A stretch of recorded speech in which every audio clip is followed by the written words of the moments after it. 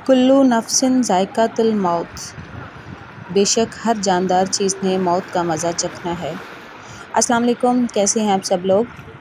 आज मैं बहुत ही ज़्यादा दर्द वाली जो तकलीफ़ वाली जो बातें आप लोगों के साथ शेयर करूंगी, इससे एक नतीजा निकलता है तो वो आप सब लोग लाज़मी उस नतीजे को उस स्टोरी के लास्ट में जो है इस स्टोरी को समझें और इसको भी अपने अंदर अपनाएं तो ज़्यादा बेहतर होगा। कोयटा में एक ही घर के 2 मासूम बच्चे अपनी ज़िंदगी से हाथ धो बैठे हैं और एक ही घर के जब 2 बच्चे मासूम बच्चे वो एक ही बार जनाज़ा उठे तो फिर उस माँ बाप के लिए कितनी ज़्यादा तकलीफ़ की बात हो सकती है, ये एक माँ बाप समझ सकता है।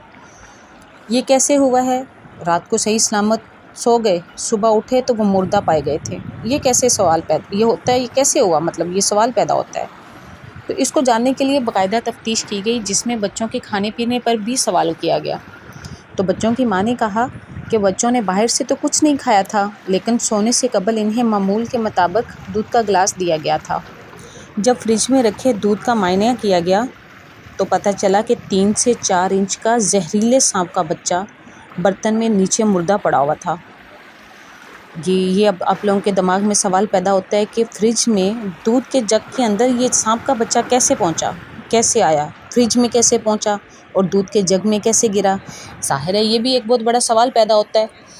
तो घर वालों से जब बातचीत की गई, बाकायदा पूछा गया, ज़ाहिर है फिर इस तरह से तफ्तीश कम्प्लीटली होती है, तो पूछा गया कि ये कैसे पॉसिबल है, कैसे मुमकिन हुआ। फिर घर वालों को याद आया कि सब्ज़ी मंडी से पालक लेके आए थे और पालक का जो बंडल है वो खोले बिना, उसको धोए बिना उसको फ्रिज में रख दिया था। तो क्या ये पालक में था, ये फिर एक सवाल। तो क्या ये सांप का बच्चा पालक में था।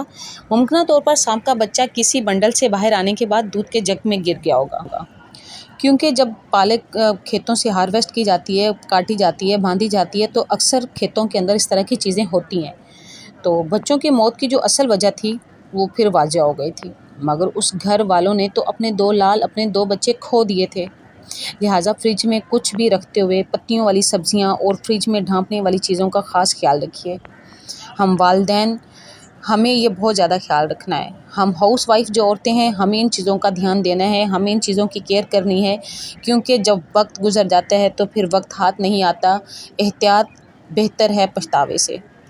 तो इसलिए मैं आप सब अपनी बहनों से यही बोलूँगी कि आप लोग अपनी फ्रिज को साफ़ सुथरा रखें। अपनी जो खाने पीने वाली चीज़ें हैं जो हम किचन में यूज़ करते हैं, किचन में रखते हैं, उनको ढांप कर रखें ताकि इस तरह के कीड़े मकोड़े या जहरीले सांप, इस तरह की जो चीज़ें हैं उससे बचा जा सके, अपनी ज़िंदगियों को बचाया जा सके। अगर हम बाहर से कोई सब्ज़ी लेके आते हैं, कोई फ्रूट्स वगैरह लेके आते हैं, पहले उनको खोलिए, उनको साफ़ कीजिए, फिर उनको थैली में या किसी डब्बे में बंद करके फिर उसको फ्रिज में रखें।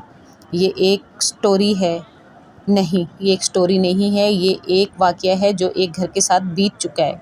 उन्होंने अपने बच्चे खो दिए हैं। इसलिए आप लोग अपने घर में अपने बच्चों की हिफाजत कीजिए, अपनी हिफाजत कीजिए, अपना ढेर सारा ख्याल रखिए। ज़िंदगी से बढ़ के कुछ नहीं। अपने बच्चों की केयर करें, अपने घर वालों की केयर करें।